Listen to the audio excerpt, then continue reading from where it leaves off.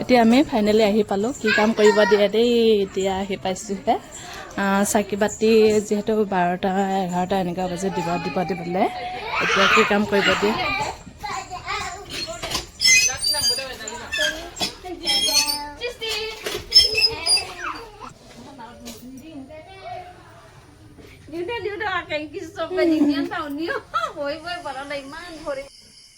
তাৰপিছত ভিডিঅ'টো আজি নাছিলে যোৱাকালিৰ আছিলে ইফালে আমি থানলৈ আহিলোঁ তাৰপিছত ইফালে বন্তি গছ জ্বলাবলৈ ধুনীয়াকৈ যা যোগাৰ কৰি লৈছোঁ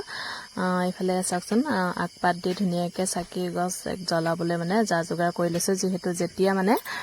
বলি বিধান দিব তেতিয়া আমি মানে ইয়াত চাকিটো জ্বলাব লাগিব সেইটো কাৰণে গোটেই মখা মানুহে ধুনীয়াকৈ যা যোগাৰ কৰি লৈছে ইফালে আমিও কৰি লৈছোঁ চাওকচোন কিমান যে মানুহ হৈছে একদমবাৰে মানে চাকি বন্তি দিবলৈ জাগাই নাই ইফালে গোটেই হাৰি পাতি মানুহে মানে মানুহ একদম ভৰি আছে তাৰপিছত তাকে মানুহজনে অলপমান ভিডিঅ' কৰিলে তাকে আপোনালোকক অলপমান দেখুৱাই দিওঁ বুলি ভাবিলোঁ ইফালে মই ধুনীয়াকৈ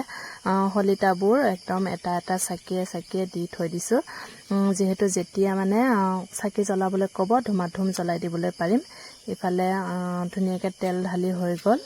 ইফালে মানুহজন বহিলে ইফালে মই বহি আছোঁ ধুনীয়াকৈ তাৰপাছত ইফালে একদম পূজা কাম ষ্টাৰ্ট হৈ গ'ল